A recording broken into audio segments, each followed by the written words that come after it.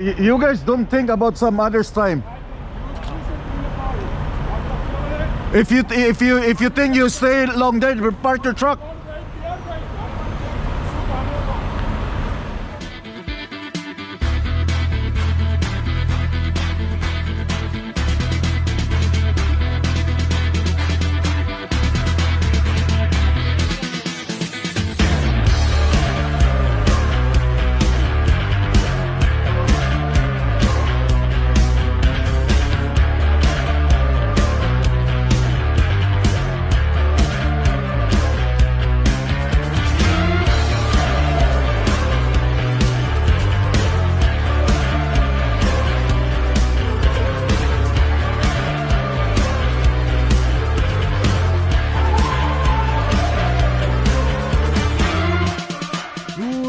Mga Chuy, mga Chay. Good morning internet, good morning viewers. Welcome here dito sa Valgoni, Saskatchewan. Nandito pa rin ako, dito ako tumigil last night para sa aking 8 hours. But sumubra na ako ng 8 hours sa aking sleeper berth dahil napasarap yung aking tulog. Nung last na tumigil ako sa Saskatchewan, tumigil ako sa harap mismo ng bay. Tagal ko nakatulog dahil gilid ako, kaya kahapon yun, I think the last few days. And then kahapon nag-drive. Talagang gusto ko na matulog, kaya yung editing ko minsan ay late na talaga. As in, pasensyahan na, medyo late na talaga yung mga uploads ko. Mga late ng isang araw lang, late ng isang araw o dalawang araw. Now, may mga interesting na mga questions sa comment box. Meron ako nakita, mga ilan-ilan, pero isa-isahin ko kayong sasagutin, yung mga nag-comment, no? Para mas maliwanag. Okay? Ito naman ay tungkol sa aking buhok dahil nagpagupit yung aking anak, di ba? Then gwapo na ng aking anak. Gwapo yung mga lahi ko eh. Alam niyo ba? Gwapo yung mga lahi ko. Lahi ng isang Bisaya at saka lahi ng isang Batanggenya. Mix yun. Anyway, anak ko yun, kaya siyempre ako mismo yung mag-appreciate sa kanya. Salvador Jorms, wait din kita magpagupit, Kuya Marco, para magpagupit na rin ako kasi parehas tayo ng long hair. And si Romeo Channel, Idol Choy, wait kung haircut mo, ikaw na lang mahabang buhok. Keep on tracking from Toronto, Ontario, Canada. Salamat. And Albert Wong, Marco, dapat sumunod ka na rin sa anak mo para you look good too. Mga Chuy, mga Chay, ito din kasing isang reason kaya nagpahaba ako ng buhok, no? Kasi sa mga haircut, minsan hindi ko nagugustuhan yung gupit. Hindi nasusunod doon sa aking style. Meron nga nag-comment doon sa aking anak na yung gusto niyang hairstyle hindi nga nasunod, di ba? Pero bumagay sa kanya yung gupit ng anak ko. Bumagay sa kanya, okay sa kanya, spiky hair. Pero hindi nasunod ng barbero kahit may picture ng pinapakita. Ganon din yung reason ko. Ganon ang reason ko kung bakit nagpahaba ako ng buhok. Kasi may picture, may gusto akong ipagawa, pero hindi nasusunod nung manggugupit. Kaya nag-decide ako na magpahaba ng buhok. But I think bagay naman siguro siya kahit mahaba, di ba? Depende lang kasi sa tao yon paano dalhin niya ang kanyang buhok.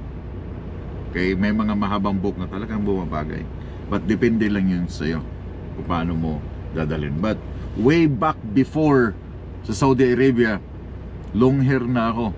Ang reason din dahil ang manggugupit din sa Saudi Arabia before, yung malapit sa amin, Indiano. Alam mo, ginupitan niya dito banda, oh. Hindi ko nagustuhan. Entrada pala niya, hindi ko na nagustuhan ang Indiano. Kaya dito na side, gupit. Dito na side, hindi. Pinatigil ko sa kanya. Sabi ko, wag mo nang ituloy. Nagsombrero lang ako. Hanggang humaba yung aking buhok. Kaya yun ang reason. Kaya nagpahaba ko dahil meron ka ng picture na ibibigay para sundan mo na lang, hindi pa nasusunod. mas maigi pang magpahaba ako ng buhok, di ba? Yun ang reason doon sa Saudi Arabia. Mahaba ang buhok ko sa Saudi. Then pag uwi ko sa Pilipinas, pinariban ko siya, dry na tawag doon, yung bagsak. Ganda result. So ito yung second time na mahaba ang buhok ko, Saudi at saka dito sa Canada. Yun ang reason, mga choy, mga chay. Kaya yung mga naghihintay na magpapagupit ako ng aking buhok, inshallah, no? Soon, kung tatama rin na akong mag-maintain ng aking buhok. Talagang nakakatamad mag-maintain. Nakakatamad mag-maintain ng buhok, mga guys, mga choy, mga chay. Dahil yung pagligo mo, mahaba yung it takes time sa shampoo, sa conditioner. Magbo-blower pa ako ng aking buhok, but I like it, gusto ko. Okay, okay pa ako dun. But minsan nakakatamad din kasing nakakasuya na kasing magpagupit ng laging white side wall, yung gilid. Para tayong para tayong nasa army pa rin, hindi na nawawala. So yung mga next question, mga susunod na mga question ninyo, sasagutin ko yan every day. Yung mga question ninyo, sasagutin ko yan. Ngayon, ito lang muna, itong about sa long hair. Okay, a man with a long hair.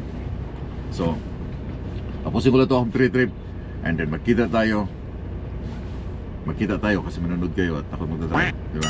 Kita tayo sa border ng North Dakota. Doon ako lagi na-entry ngayon. Then the next day, America. Then meron pang issue sa John Deere, sasagutin ko rin yan sa inyo. May nag-comment about sa issue ng John. Napanood ko yung issue sa John Deere about dyan saan. Pero isa-isahin ko lang. Itatackle ko sa inyo every day yung mga comments ninyo. Meron pang nag-comments about sa faith sa Panginoon sa akin. Kasi bakit daw ako meron ng mga music about God, about prayers. But itatackle ko yun sa inyo kung bakit, no? But isa-isa lang muna natin, huwag natin biglayin. Mahina ang kalaban, mahina ang internet. Dahil March 1 pa magre-resume yung aking data. Kaya mabagal pa yung aking pasok ng data ngayon. Pasensya na.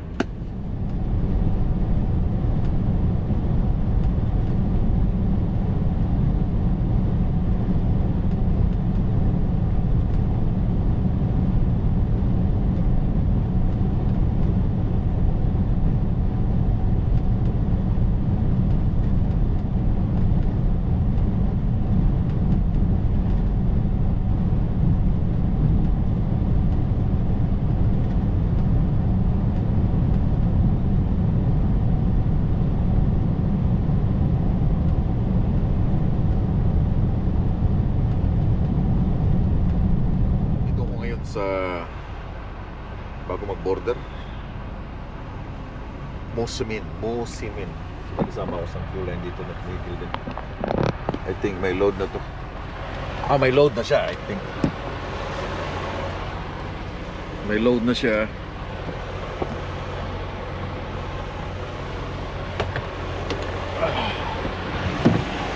Copy brake.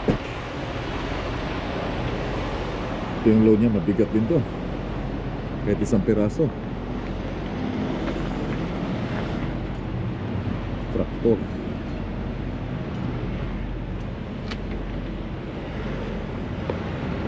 Sagad na sagad talaga. Yes. Hi, do you have habanero? We started after 50 minutes. 50 minutes? Can you give me a farmer's breakfast? Make it a combo with a large Egg and cheese, bacon, sausage. Yeah, with a large triple stiff tea. and hash brown. You want hash brown? Yeah, Right? yeah, that's combo, right? Sorry? That's a combo. Yeah. Yeah, okay, yeah. That's everything. That's everything.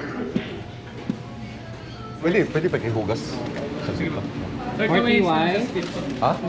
Yeah, sure. Daming Pilipino dito na. Alas Pilipino po kami dito. Halos? Mga open work permit? Open work permit? Wait, close. Oh, naka-close kayo.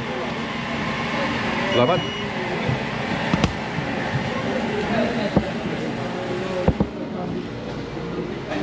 Ba yan? Mga ano kayo? Vlog na. Hindi, nagbablog-vlog lang ako. Mga truck driver kayo? Dito kami. Are you shooting a movie? Ha? Are you shooting a movie? I'm making a movie. Yeah. I'm gonna be nice guy. For myself. Mga ano kayo? Taga rito kami. Oh. Ano trabaho? Ha? Taga saan ka? Winnipeg. Yeah. Naka-driver. Yeah. Kayo? Dito lang kami. Ano trabaho? Beggar lang kami rito. Beggar. Ano? Nakihingi kami Mga homeless. Hindi, malapit na kaming mag-retire kasi. Ang babata nyo ba? Magre-retire kayo? Yung mukha lang ang bata. Pero Ano sikreto? Bakit mukhang bata? Less stress? Babae. Babae ang ano? Babae baboy. Ano kayo? Yung mga butcher? Ha? Anong company? Ito sa Nepali. Maple Ito sa... Goodman Steel. Ito sa Core. Sa maintenance. Okay lang na ano? Kasama kayo? Kapit-bahay. Yeah. Mga Pilipino po ba nandito? Mga butcher sila. Hello ko muna. Hello. Pag summer, nandun kami sa inyo. Doon namin. Okay. Yeah. Sa Winnipeg ka nag-ano? Ito yung chick ng machinist ng ano. Masinis. Na Machinist. Magaling yan sa ano, yung mga Magaling mo kayo. magkalikot. Mamalikot. magkakalikot ng ano. Mga torno-torno. Kaya akala ko mga truck driver ko nakapark mga truck dito. Oh, dito man sila. Lagi namin nakaabot. Yeah. So every Saturday nandito kayo? Mag-weekend lang. That's Most of it. the weekend. Pag walang pasok. Dito. Pero babata nyo pa para mag-retire? Sayang. Hindi, Tatay. Ha? Biro lang yung bata. Ano pangalan nyo? Leo. Marco? Marco. Martenas? Ubando. Abando. Oh! Warren. Maraming Pinay dito. Kaya nga. Kaya nga. Madalas akong dumadaan pero madalas akong tumigil dito. Kasi dumidiretso agad ako all the way hanggang Oh, yung iba. Winnipeg. Yung iba, mga taga-Toronto. Anong last? Anong dala mo? Yung mga big load. Oh! Nga, diretso ako ng Amerika ngayon. Babalik agad ng Amerika. Saan ka galing? Saskatoon. Galing ka ng Saskatoon. Yeah. Tapos diretso ka na ng Diretso ako ng Illinois. sa Illinois. Yeah, kukuha ako ng yung farm equipment. Then balik na naman ako dito sa Saskatoon galit. Yeah. So it takes month bago ako bumabalik ng Winnipeg. So, parang yung truck mo, kung bahay mo na. Oh yeah, malaki siya. May tulugan naman. Ha? Ha? Baba. Mahirap. Malaki yung truck. Hindi, iniiba ko yung usapan mo. May babae? Maraming babae. Hindi, sa US, maraming babae sa US. Nangangatok sila eh. Oh? Yeah, yung sasabi na ano, yung mga, hey, Yung seatbelt nyo, nilalagay nyo sa... nilalagay ito sa pintuan, di ba? Pintuan. Para pag natulog ka, safe Safe ka. pa rin. Yeah. Hindi na mahihila Kahit basagin nila yun, hindi mo agad makakapasok yun sa truck eh. Oo. At pintuan ang importante. Kasi may mga loko-loko dito sa US. Pero yung isang truck ng kasama namin, ano eh. Yung nakala namin, may ano siya. Hindi basta-basta yung salamin niya, hindi basta-basta kasi ilang beses doon siya nabasagan ng salamin. Binabasag talaga. May Pero- Pilipino na pag nakitaan kasi nila sa loob ng truck, may mga naiwan kasi mga dashcam. May mga dashcam ako. Dami kong gamit sa loob ng truck. May drone. Oo. Pag gusto lang nakawin na. Bubutasan nila yung susian eh. O babasagin. Lalo pag naliligo ka sa shower. Oo. Or may pumunta ka sa Walmart. Wala kang magagawa. O, tago mo muna. Kahit itago mo kung talagang papasukin ka. Wala. Yan, iniiwan ko lang GoPro. Iniiwan ko lang yung mga gamit ko sa widget. Kunin ninyo. Importante yung passport para makabalik ako ng Canada. Pero mas marami ang napunta sa US? US kaysa dito sa... Oh, yeah. Marami doon. Mga black. Marami doon. Karamihan mo. Yeah, black. Dito, matulog ka dito, okay lang. Safe dito eh. Dito sa amin, walang problema. Dito sa Canada, safe dito sa mga highway. Walang gumagano. Sa US ang delikado, lalo pag Texas. Yung daan lang hindi safe dito. Itong daan, ito worst eh. Grabe. Ito, pag nagbagyo na, itong highway ito worst eh. Sarado. Yan. Lagi sarado.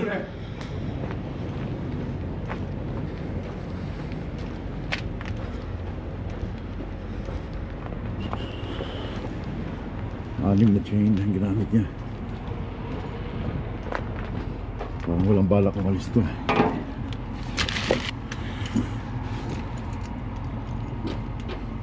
Oh, nasasakit ka? Uy, ay, ah. Wala na eh.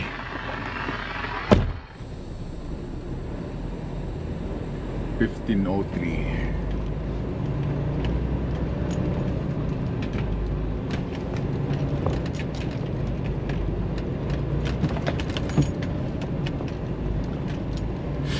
Marami palang mga Pilipino dito sa Musimin. Yung kakwentuhan ko yung mga Noipi, kababayan natin. Marami daw dito.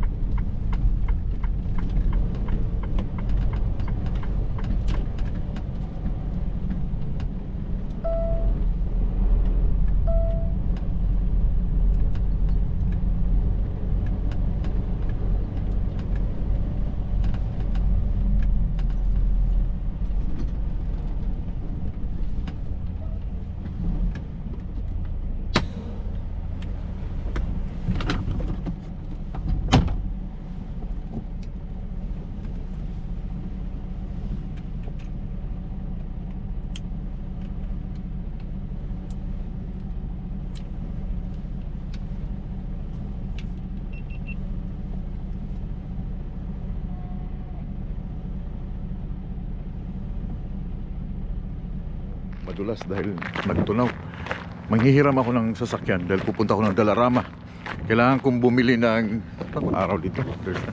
Kailangan kong bumili ng garbage trash can. Pero sana meron pang tao. Pero I think meron pa, bukas pang gate eh. Ito ba yata si Angela? Si Angela. Oh, walang tao, men.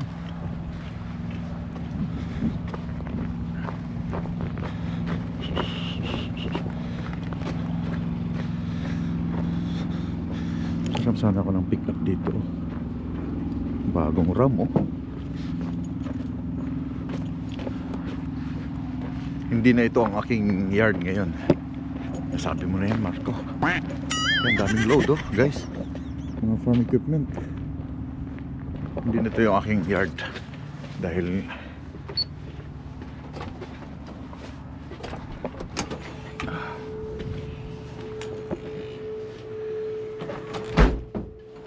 wala ng tao. Wala na pala. So anyway, kunin ko na lang itong aking New York. Yeah. So walang tao sa opisina. Pero nakapag-break na ako. Kala ko itong kotse na to ay dispatch. Yung pala yung cleaner sa loob ng weekend. Itong kailangan ko sa ano eh, New York na HAT, Department of Taxation and Finance. Keep this gear authority book until you need it. Okay, so hindi ko muna siya ilalagay. Lalagay ko sa truck until I need it. Please decal my body but not the bumper near the front license plate area. Okay, hindi ko muna siya ilalagay. Hindi ko siya kailangan dahil hindi man ako pupunta ng New York. Pero just in case lang, kailangan mo to sa New York. So hintayin ko lang matapos ng aking 30 minutes break kasi papasok ako ng Amerika. And titigil ako dun sa may Dalarama, sa may Wingler. May bibilin ako. Basurahan. I think basurahan lang yung bibiling. Wala akong basurahan eh. Tinapon ko yung aking malaking blue dahil masyado siyang bulky, malaki. Power data diagnostic occurred. Alright. At saka isang cover doon sa gilid. This one. Oh, here. Yeah.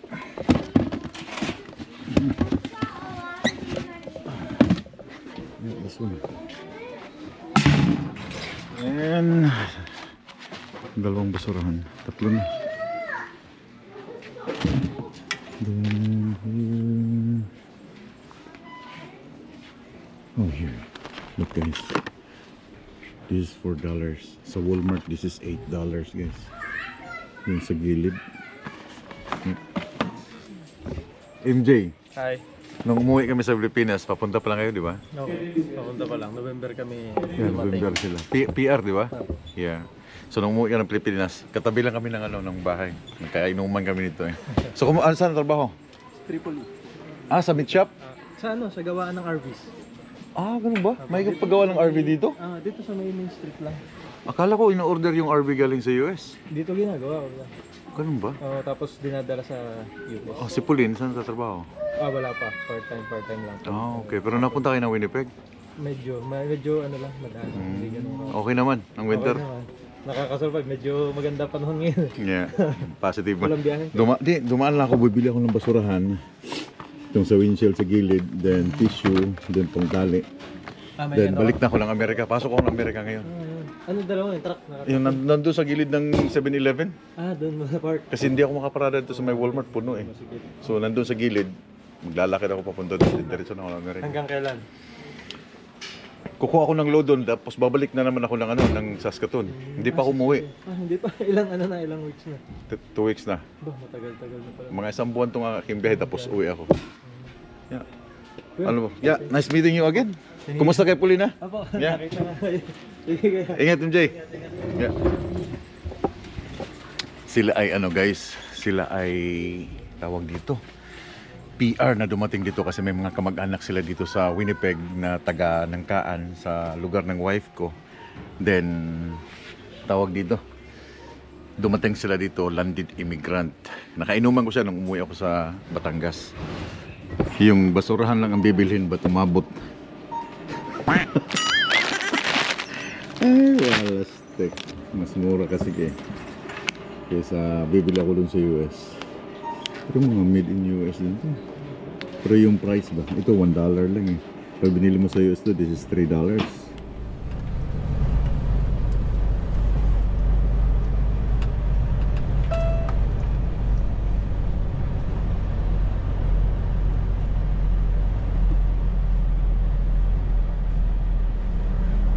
Dito tayo sa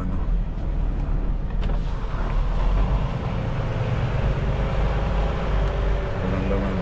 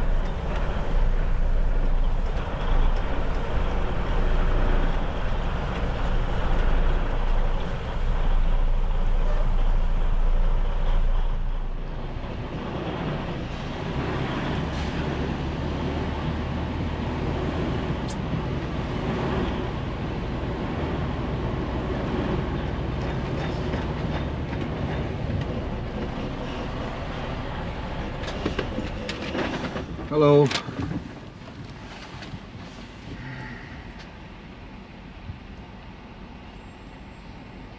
Mark, how many people you got? Just by myself. Where you guys going? I'm heading to East Moulin to pick up a load. East Moline? Yeah, After you pick up, where do you go, sir? coming back to Canada, Saskatoon. Thank you.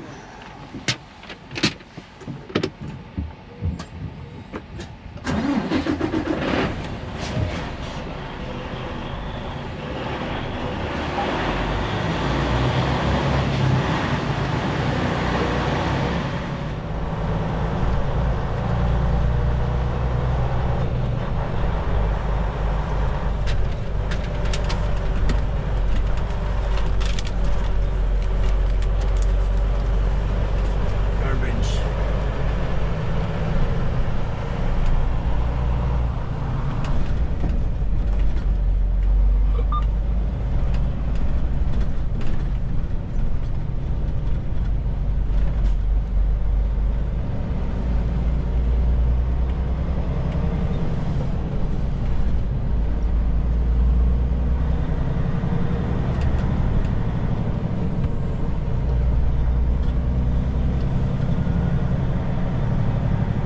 Hours and 21 minutes and 400 kilometers to Alexandria rest area. Doon ako papatigil mamaya. Doon ako titigil mamaya.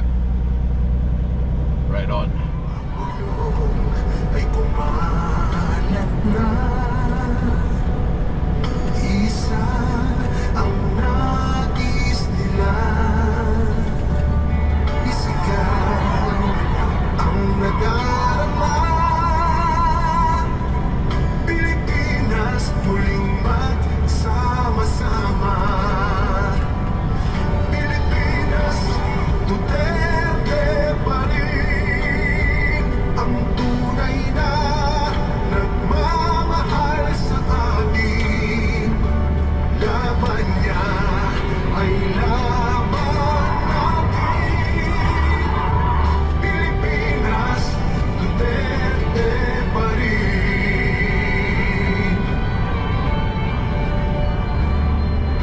Inang bayang minamahal, lagi kang ipagdarasal na muli kitang makita. Pilipinas, parang may pag-asa pa. Pilipinas, Duterte pa rin ang tunay na nagmamahal sa atin. Laban niya ay laban natin. Pilipinas, Duterte pa rin. Pilipinas, Duterte pa rin. Ang tunay na nagmamahal sa atin. Laban niya ay laban natin. Pilipinas, Duterte pa rin. Pilipinas, Duterte pa rin.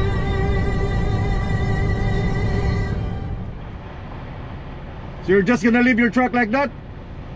You're just gonna leave your truck like that? You're just gonna leave your truck like that? Go inside. Go inside. Huh? This truck Yeah, I know, driver, but go the inside. driver will come out, then I'm gonna wait here for another minutes, man. We're a truck driver. Yeah. Our time is very Yeah, expensive. go there. The driver will come out, then the driver will move. I will go and coming with them.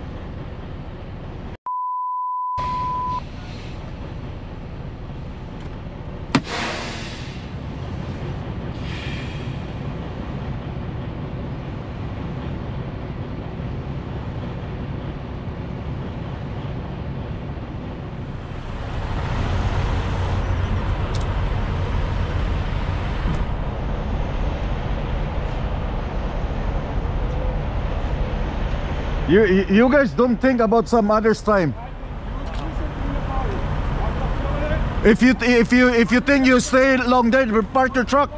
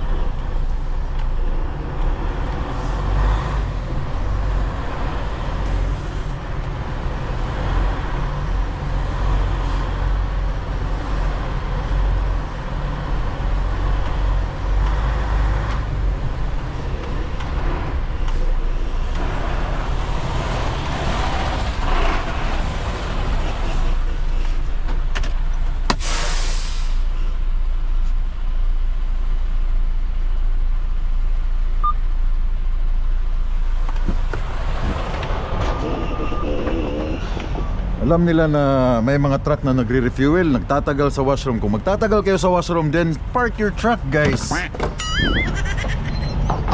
Sayang yung oras, sayang yung time.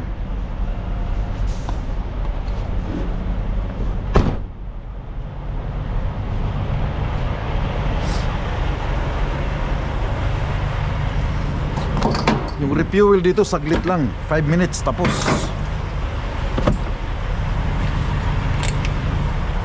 That's it.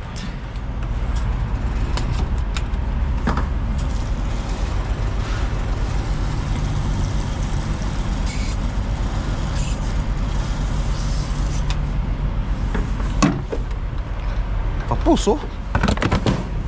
Sus. Yung iba kasi nagpapatama ng oras na 30 minutes sa pump eh.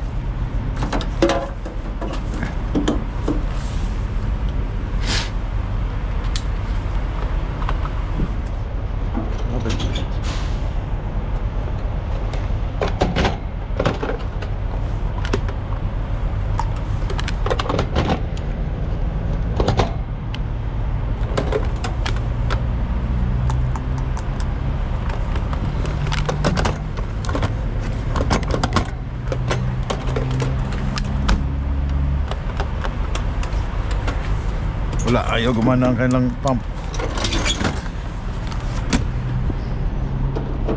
Tapos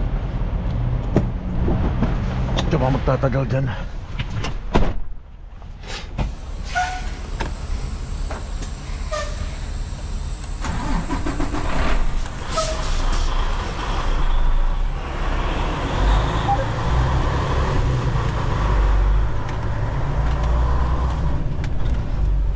Magtatagal kayo sa loob, park yung truck doon, no? Luwag na luwag yung parking eh.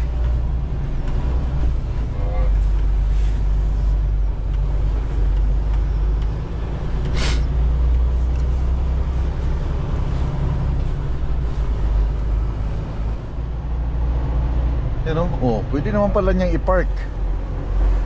Tignan mo tong taong ito. Ito yung truck na to eh, Logistic Stargate. 1.5 kilometers, turn right on 79th Street Northeast.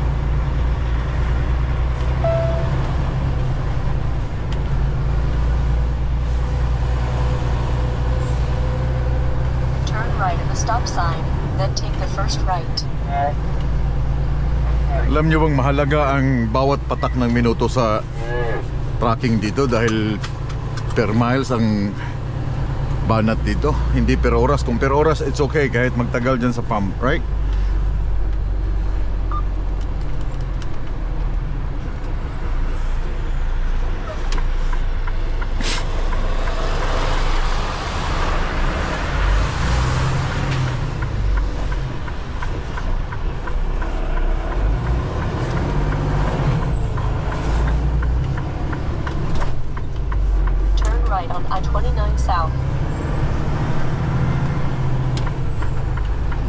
Takbo na isang kotse. Saan siya pupunta? Yun, nag-U-turn.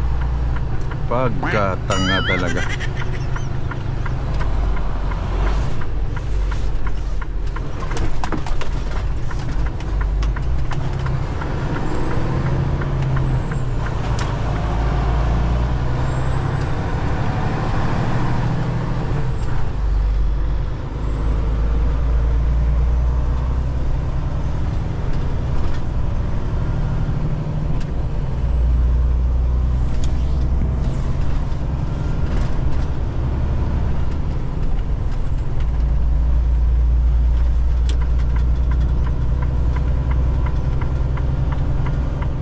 May mga ganun talagang driver,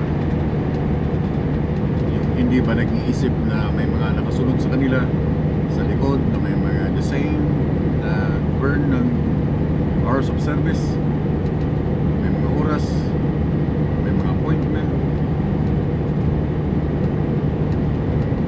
Kaya sa mga truck drivers dito sa Amerika, sa Canada, kung nakikinig kayo, nanonood kayo, after nyo mag-fuel up, stay long kayo sa loob ng store, i-park ninyo yung truck doon somewhere, then bahala pa kayo na 10 hours kayo din sa loob, walang makikialam sa inyo. But kung gagawin nyo yung 30 minutes break mismo sa pump, ilalagay nyo yung mananasal, akala nakasunod na nag-fill up ka, but yun pala hindi naka-on ang nasal. Take time, 15 minutes, then another 15 minutes, abante pupunta sa loob ng store. That's not good. Kasi itong ating mga kasamahan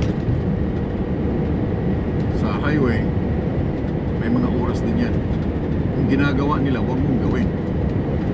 Okay? Isipin mo rin na baka nagmamadali dito nasa likod. May mga appointment time, kailangan ng fuel. At sometimes yung mga tao lazy, tamad maglakad ng malayo, gusto malapit. Pwede naman yun eh. Kuha ka lang ng fuel or mag-washroom ka lang saglit, wala nang mawawala. But yung may naghihintay sa second truck, third truck, may naghihintay, hindi na maganda yun. Yun ang karamihan na nangyayari sa fuel area sa mga truck. At sasabihin nyo din eh, kumuha ka ng sarili mong truck stop kung meron na ka ng pera. Gagawa na ako ng napakalaking pera na sa akin na talaga yung truck stop na yan. Ako lang pwede mag-fuel dyan. Hindi ganun. But yun nga, sa mga nanonood, kaya huwag yung gagawin yung ganun. Huwag yung gagawin yan. What is happening here?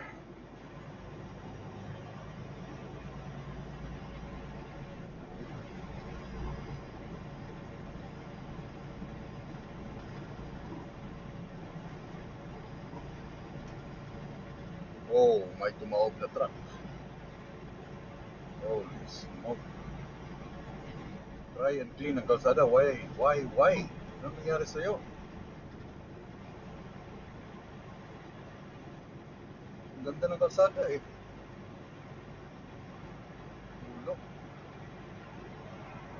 Katulog.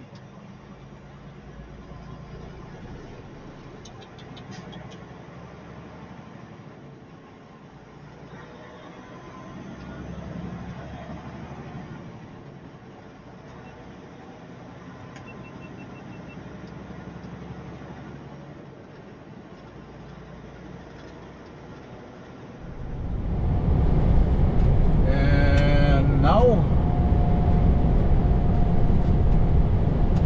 ito yung tinutumpok ko na titigilan ko tonight. Right.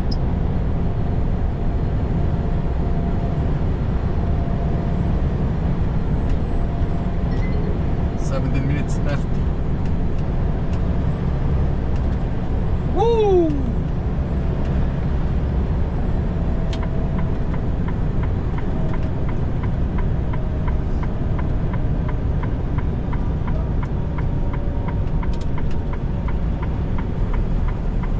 In 300 meters, thank you, Lord. arrive at coordinates on the right.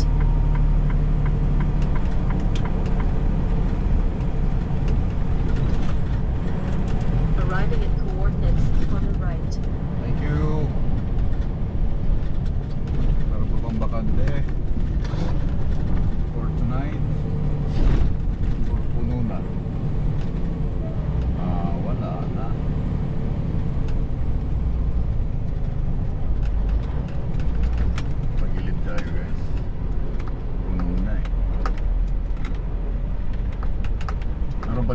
sa unahan, but malayo na yun para sa washroom.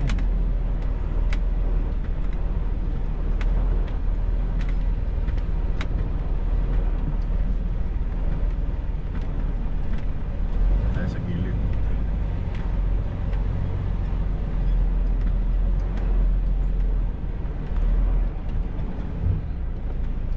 Alright. Woo!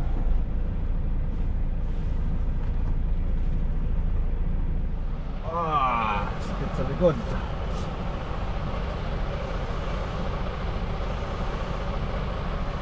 Woo!